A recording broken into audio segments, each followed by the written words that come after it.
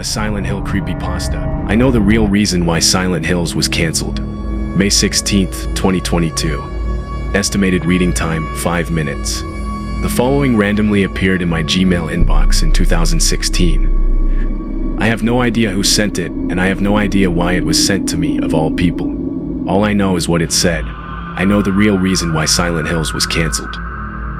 For those who aren't into video games, I'll give you a Cliff Notes background. From 2012 to 2015, there was a new Silent Hill game in development. In addition to noted game designer Hideo Kojima, many auteurs of horror were involved, including manga artist Junji Ito and filmmaker Guillermo del Toro.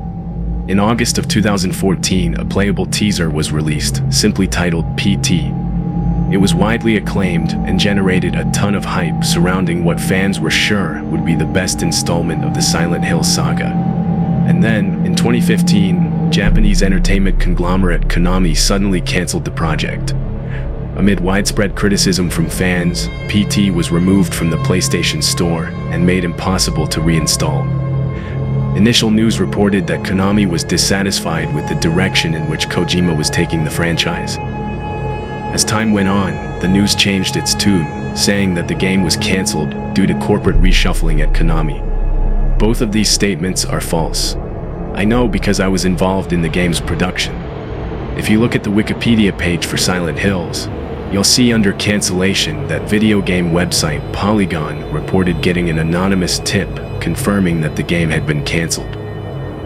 I was the one who gave them that anonymous tip. I did it because I need people to know the truth.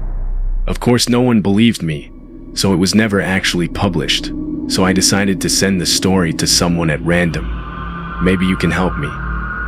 The truth of the matter is the game was cancelled because, to put it simply, we went too far. Early on in development, someone involved with the production of PT decided to do something a little different.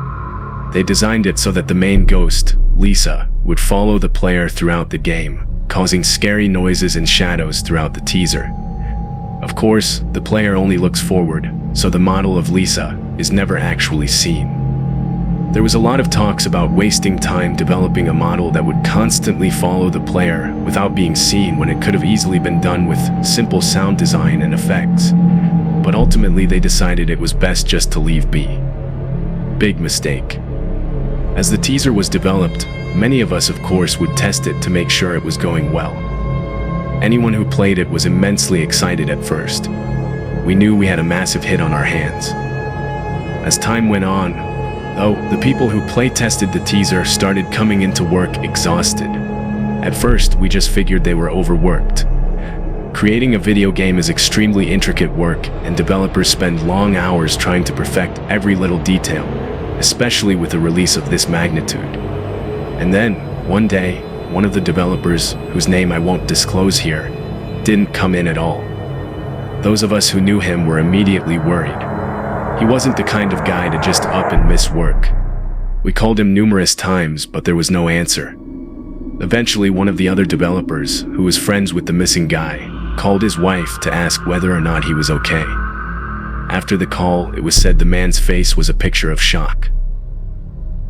The man hadn't come into work because the previous night, he'd gone down into his basement and hung himself from one of the rafters. Worry turned into shock, shock into sorrow, sorrow into grief. The man had no history of depression or anything that could have led to suicide. A week later, another person didn't show up. The first death was still fresh in our minds, so we tried to prepare ourselves for what we assumed was inevitable. Sure enough, about an hour into what would have been their shift, we got a phone call from the person's family. The night before, they had made their way to the roof of their apartment building and jumped. I was there when we got this news directly. I remember one of the people in the room muttering to themselves, "What the fuck is going on?" If I have to be honest, and I do, I think a good many of us knew in the back of our minds what was going on, but we didn't want to accept it. At one point, someone from the Public Security Intelligence Agency, Japanese FBI, visited us to interview us and get any info they could about the people we'd lost. I'm pretty sure they were dissatisfied with what they got, but while I was talking to them, I couldn't help but feel like they weren't telling us everything. I mean, I guess I should have expected as much. What intelligence agency tells its people everything? But it definitely aroused suspicion. It wasn't until 3 more people died that we got the email. Before one of the people killed themselves, they sent something to our office's email address. I never actually got to see it for myself, but one of the people who handles our emails is a friend of mine, and she did get to see it. According to her, it simply read, "She won't stop following me. I can feel her breath on the back of my neck. Can't keep doing this. Goodbye." It wasn't long after that we got word that the game was being canceled. All of our progress over 3 years was gone, and at that point, I think most of us were more relieved than disappointed. Whatever was going on needed to stop, and damn the expense. I couldn't bring myself to go to the first few funerals. I know that's selfish, but what can I say? I didn't want it to be real. Eventually, I made the effort to go to the funeral of the man who had sent the email. His wife was inconsolable. It wasn't until halfway through the service that she managed to get any kind of words out. I went up to her to pay my respects, and out of nowhere, I remember asking her why she thought it had happened. She was obviously taken aback by my answer, but being the strong woman she is, she wiped her tears and told me. She said that for a year or so before his death, the man had had a lot of trouble sleeping. He had never had issues with insomnia before, but suddenly he was lucky to get as much as 3 hours. As time went on, he just got worse and worse. He became frightened of his home after dark. Sometimes he'd even go stay at a hotel just to avoid being in the house after sundown. He started rapidly losing weight. His eyes were in a constant glaze, as if he was constantly staring into something beyond what anyone else could see. The one time his wife got up the nerve to ask what was wrong, the man uttered one word: "Lisa." It wasn't long after that he killed himself. The wife told me point blank that she wondered if she'd been responsible, but I assured her she wasn't. I gave her a hug and said goodbye.